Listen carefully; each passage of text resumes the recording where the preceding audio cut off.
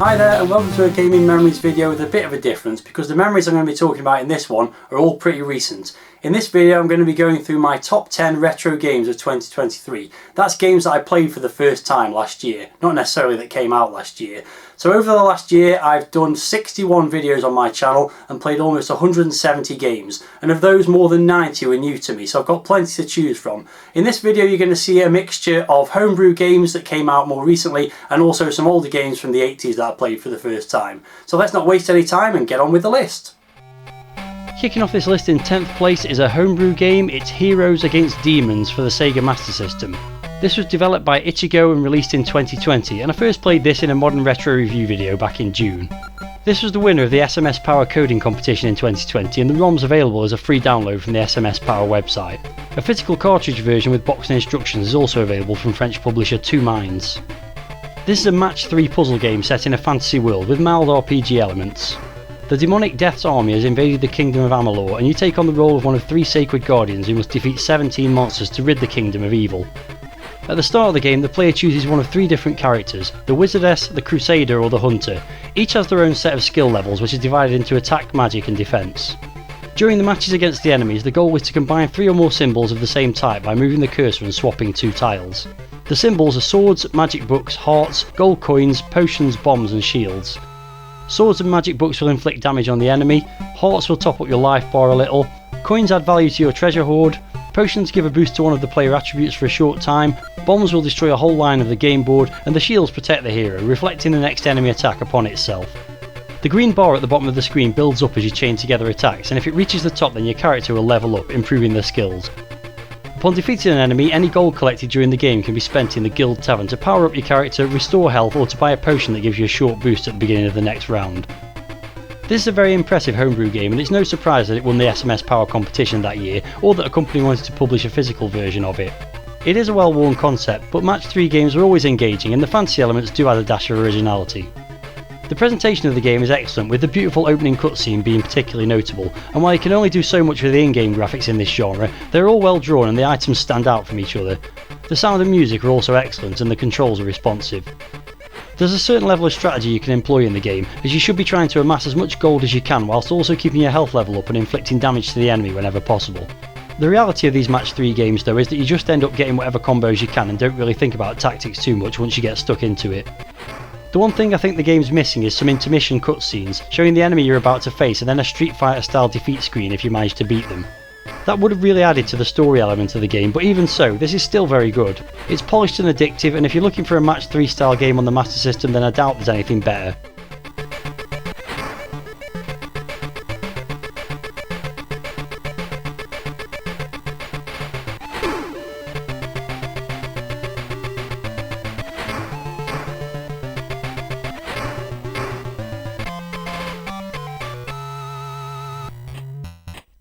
At number 9 is Super Ski for the Commodore 64, a collaboration between Ponsoft and Privisoft that was released in 2016. This downhill skiing game was an entry into Reset Magazine's craptastic 4KB game competition in 2016 and is available as a free download from the Ponsoft website. I played it in a Modern Retro review video in December along with 2 other downhill skiing games, and for me this was definitely the most fun of the 3. The game challenges you to test your skiing skills on 4 different slopes. You earn points for progress down the course, collecting the flags and also for completing a stage. Top scores for each slope are recorded on the title screen. The shortest and easiest slope is Rocky Ridge, with both Moose Hill and Bear Mountain adding additional wildlife hazards. The final course is the longest and is randomly generated when the game loads, so offers a new challenge every time you play. What really impressed me about this game is how much was crammed into just 4K of memory. It's got a nice title screen that saves the top scores for each course, a funky little SID tune in the background and sound effects too, and the graphics are packed with charm. None of that would be any good without decent gameplay though, but Super Ski shines on that front too. The control of your skier is excellent, with just left and right on the joystick required to navigate him. If you're facing straight down the slope then you'll go fast, but if you move left or right then you'll slow down, so it feels realistic. It may take a few tries to get to grips with the controls, but once you do you'll have a lot of fun swooping down the hill, navigating through objects with precision and collecting the bonus flags. The 3 standard courses all offer a good challenge, but the real bonus is the randomly generated course, which gives you a reason to come back and play the game over and over. The game could have been improved by adding time trials or having you ski through flags rather than collect them, but even as it stands this is really enjoyable. It can't have been easy to create a game that fits in just 4K, so the fact this looks, sounds and plays great makes it well worth the top 10 spot in this end of year roundup.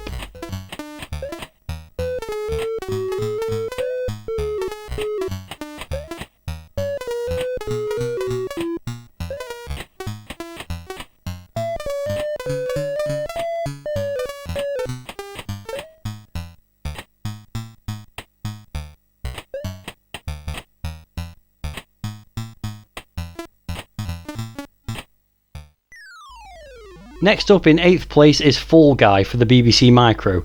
This is a typing game written in BASIC that appeared in the book 60 Programmes for the BBC Micro by Pan Books, published in 1983. I played this in episode 6 of the History of BBC Micro Typing Games in August. This is a 2-player competitive game in which the player directs a small figure down a randomly generated maze of blocks and spaces so that it can drop down through the single gap in the moving green floor at the bottom. The first player to do this wins the game. The figure is manoeuvred through the maze by directing markers up and down the outer walls and shifting horizontal sections of the maze to the left or right, allowing the figure to drop through to lower levels. You must also avoid mines in the maze layout, as falling on one of these will send your character back to the top of the screen. Instead of controlling the man directly, each player controls an arrow on their side of the maze, which you must move up and down and then use the left and right keys to slide the selected row in the desired direction. This makes the game something like a cross between one of those sliding tile puzzles you had when you were a kid and the much later arcade game Mr. Driller.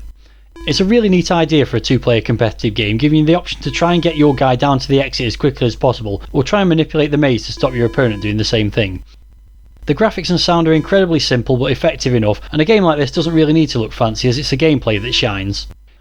The biggest problem with the game is that it can be quite unresponsive when both players are trying to press keys at the same time.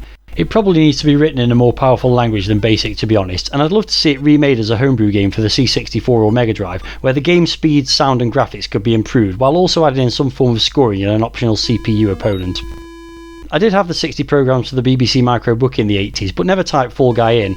I wish I had though, as it's a unique idea as far as I know, and it's way more fun than many of the games I did spend time typing in.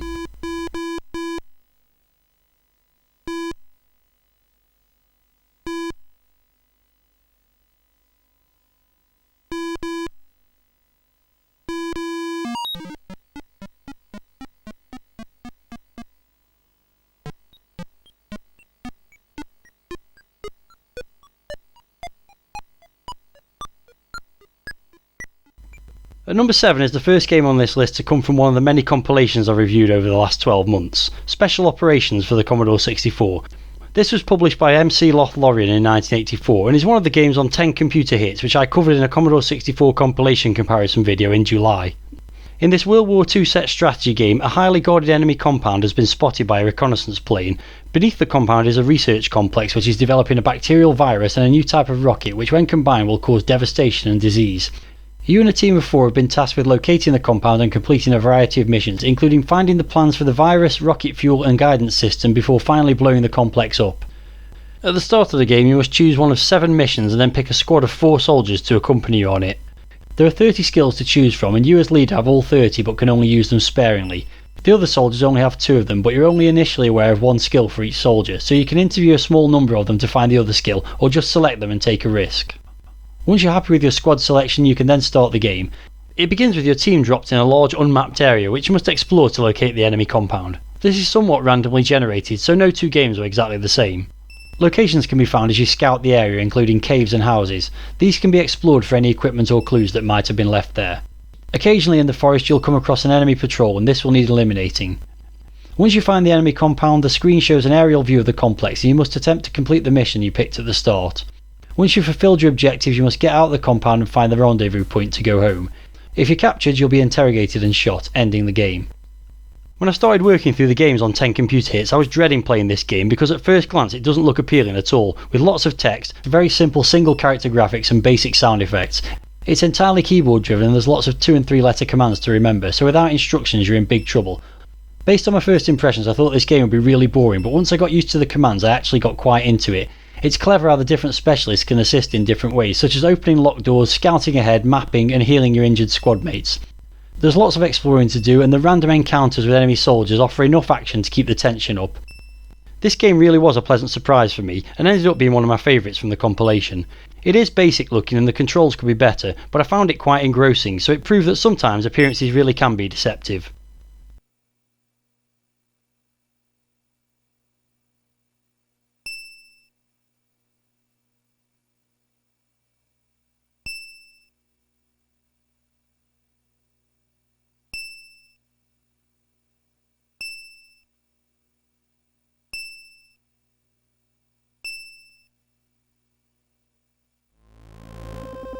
At number 6 in my list is Portal for the Commodore 64. This was released in 2018 and was developed by Jamie Fuller, Del Seymour and Roy Winning. It's available to download from Jamie's website archive.org or CSDB. I first played this in a Modern Retro review video in August, and it's a demake of the famous first-person 3D puzzle game developed by Valve Corporation in 2007 and published on the commercially available systems at that time, such as the Xbox 360. The original game consists of a series of rooms containing puzzles that must be solved by teleporting the player and simple objects using the Aperture Science handheld portal device, which can create interspatial portals between two flat planes. The player character, Chell, is challenged and taunted by an artificial intelligence named GLaDOS to complete each puzzle in the Aperture Science Enrichment Center. In the C64 version, each level is a single-screen 2D platformer. You must navigate Chell through each level, making your way to the exit point, avoiding obstacles and deadly gun turrets. Along the way you'll encounter switches that will release companion cubes. You can use these to activate pads which will open certain walls, and they can also block the way of turrets. There are also different kinds of walls on some levels. Green ones allow you to walk through them but not to shoot through, whereas red walls can be shot through but not walked through. Portals must be created using the gun to allow you to pass through certain walls, but can only be created on the light grey blocks. GLaDOS will appear before every level to give some occasionally useful tips, and each room has a password code which allows you to restart at that stage the next time you play. I'm a big fan of the original Portal and its sequel even more so this demake was always going to be a contender for this top 10 list. The conversion from 3D first person game to a 2D platformer works surprisingly well, and while it has to be said that the 20 levels in this version aren't going to offer much of a challenge if you've mastered the original, the overall vibe of the game has been transferred to the 8-bit system cleverly. The graphics are fairly basic but stay true to the game's inspiration. There's an excellent SID soundtrack and the animated version of GLaDOS that appears between stages looks great. And yet, most of her famous lines from the original game are present in this version. The controls are a combination of keys for moving the player and either a joystick or mouse for controlling the portal gun. That does take some getting used to but works pretty well once you do. Completing the levels requires a mixture of action, timing and puzzle solving, though as I said, not many of them are especially difficult. Nevertheless, this is a great technical achievement and a lot of fun whether you've played the original or not, and I'd love to see someone expand the game to add more levels or bigger play areas.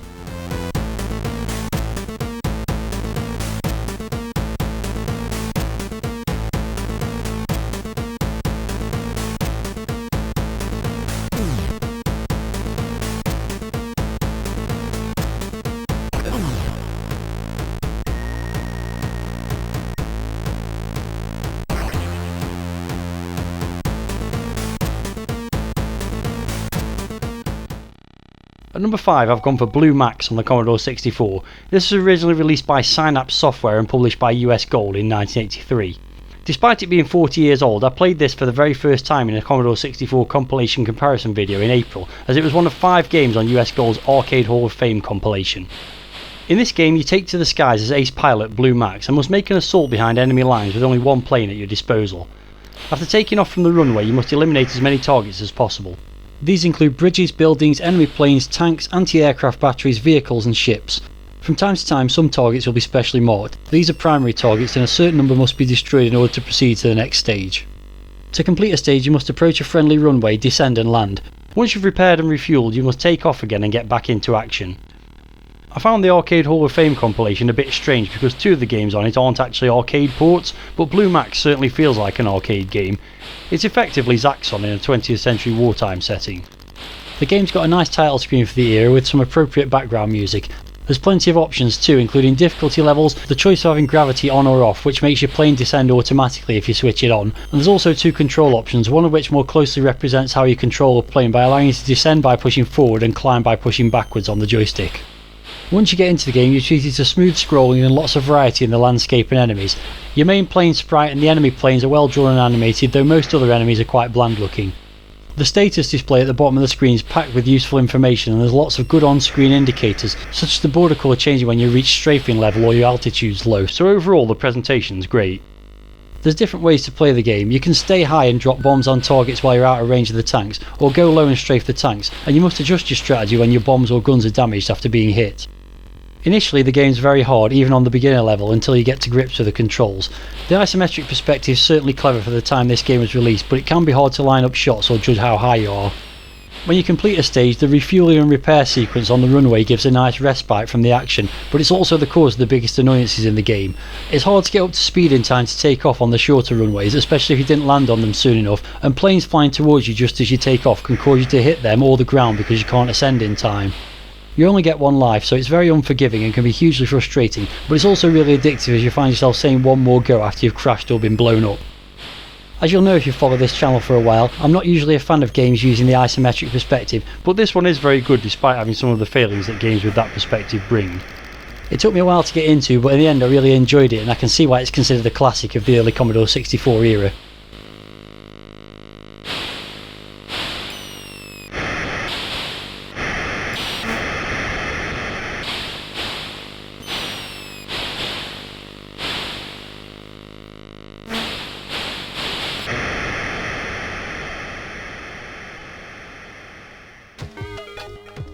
In fourth place is Alter Ego for the Sega Mega Drive. This was released in 2020 by Russian developers Retro Souls, and it's a remastered port of their own game that was originally developed for the Spectrum in 2011 and is also available for a number of other 8-bit systems.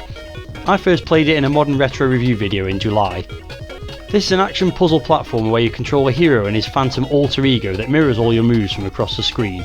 In some levels the movements are mirrored horizontally, while in others they're mirrored vertically. You can switch between the hero and his alter ego a limited number of times in each level in order to avoid enemies and reach inaccessible places. The aim of each level is to collect all the small boxes. To begin with, they're just purple and can only be collected by the hero. On later levels, grey boxes will appear that can only be picked up by the phantom, and green boxes that must be collected by passing over them when switching between the two characters. Levels occupy a single screen and consist of platforms and ladders with enemies patrolling them. Contact with an enemy will result in a level resetting, as will falling off the bottom of the screen. There are no lives or time limits, so the only barrier to completing the game is your ability to solve the puzzles. This is a really distinctive looking platformer whose graphics are a huge improvement on the earlier 8-bit versions. They're not at all what you'd expect from a Mega Drive game, looking more like a modern PC indie game, but they're really nice regardless. There are also some excellent spooky sounding tunes to accompany the action.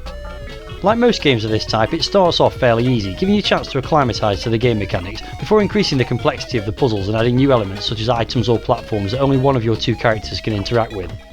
Several new mechanics are added very late in the game, within the last few stages, so it does feel like there could have been more to come beyond the 20 levels that are on offer. Overall, the difficulty curve is quite balanced, though sometimes there'll be a big jump or the occasional really easy stage late on. The controls are decent with just a single button used for switching between your two egos. One thing I did struggle to remember though was that when you switch characters while moving, your other self may move the opposite direction to what it did before you switched. That certainly resulted in a few mistakes and deaths for me, but I did get used to it eventually. The one thing missing from the game is any kind of incentive to progress quickly.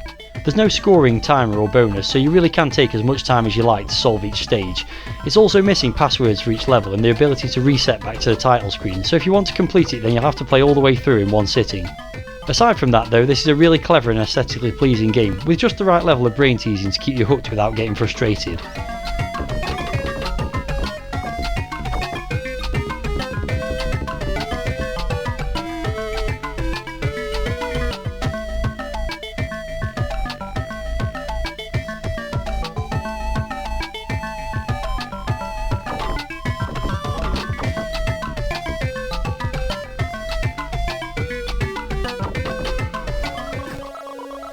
Moving into my top 3 now, and in third place is Cyberdine Warrior for the Commodore 64.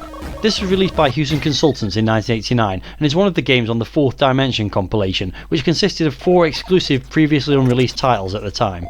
I looked at this in a Commodore 64 compilation comparison video in October. The game is based around 3 planets, each with an orbiting prison satellite. Captive droids have escaped the satellite and beamed down to the planets below. The droid's self-destruct mechanisms have been activated, and unless they return to the satellite in time, the planets will be destroyed. The player controls the Cyberdine Warrior, and it's up to you to locate the droids and return them to the satellite. You have at your disposal a machine gun which can have its speed and caliber modified, with extra ammunition also available. It's possible to increase the time before the droids self-destruct, and you may also purchase energy which may have been lost coming into contact with enemies on the planet. In order to purchase items you must collect money from the planet and transport to the satellite with at least one droid. After stocking up you then return to the planet to continue your mission until all the droids are recovered. This game was developed by Apex Computer Productions, famous for the likes of Retrograde and Creatures, and like all their games it looks fantastic. The game itself is a flick screen platformer with run and gun elements, and it's one of those games that you benefit from mapping out, as there are a lot of blind leaps and jumps that can lead to you landing on enemies that drain your health. There are several areas where pixel perfect jumping is required, and there's only one route through the first level back to the shop, so you end up retracing your steps a lot. I played this game a number of times without making progress and was getting really frustrated, but then it suddenly clicked. The way to make progress initially is to collect one droid and then get back to the shop, collecting enough coins along the way to enable you to power up the caliber of your weapon. This then allows you to destroy some enemies that you can't with the lower caliber, allowing you to access other parts of the level more easily. Cyberdine Warrior is a great looking and sounding game which will attract you to it immediately. It is very tough, but it's one that you do improve with each time you play, and the longer I stuck with it, the more I enjoyed it.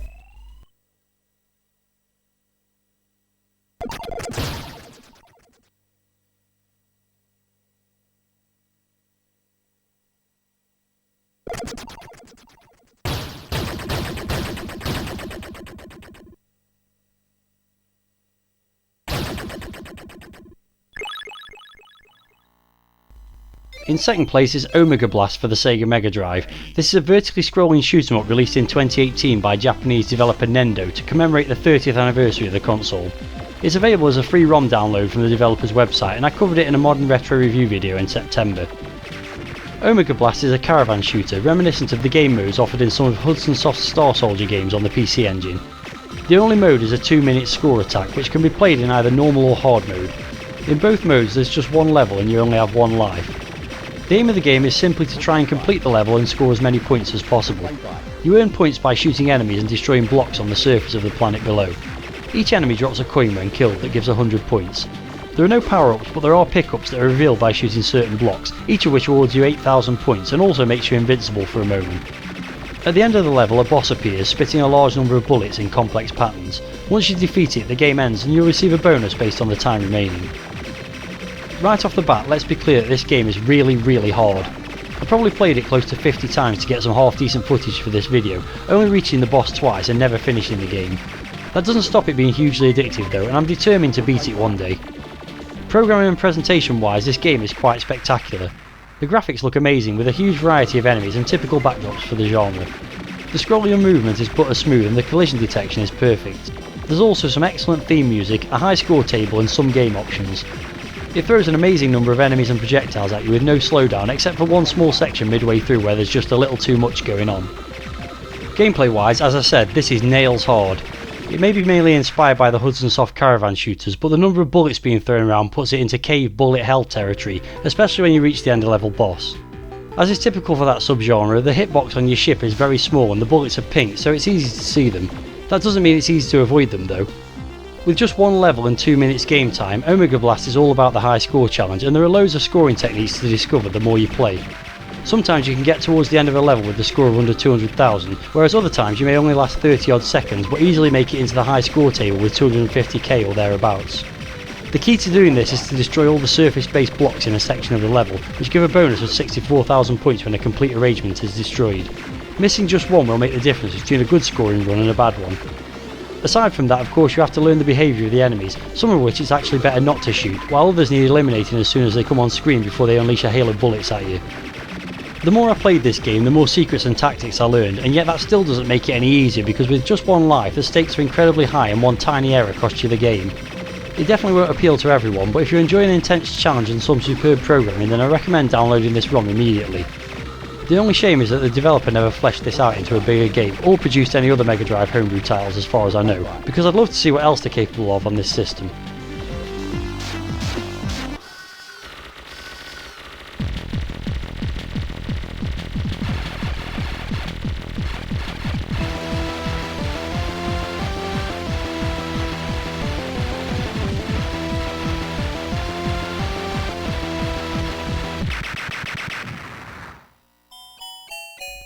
And finally, in first place, the top game in this top 10 is Top Duck for the Commodore 64. This was released in 1987 by Microvalue and developed by Zarathustra Software.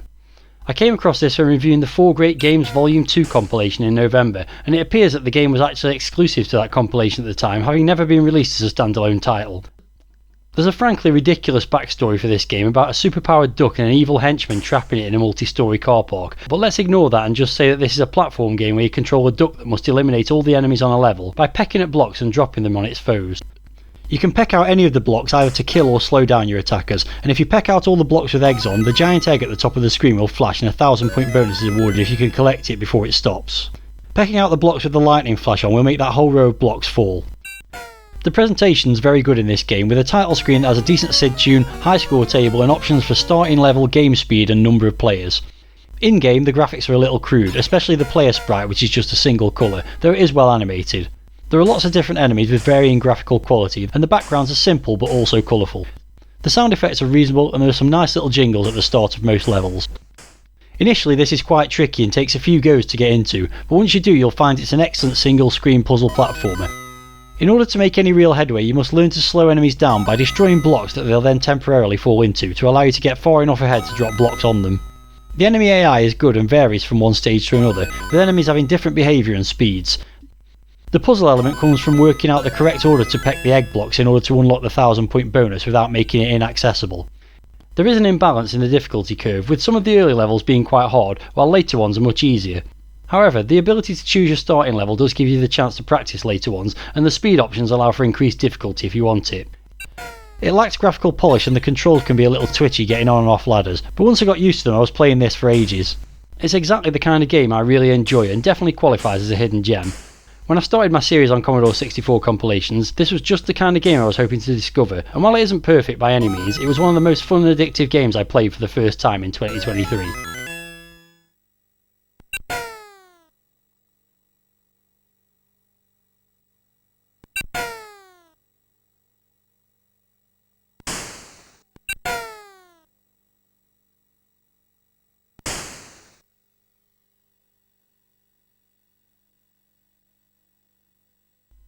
So there you have it, the 10 best retro games I played for the first time in 2023. I hope you found this list interesting, and if you've been inspired to check out any of these games for the first time yourself, then let me know in the comments which ones take your fancy and how you get on with them when you play them.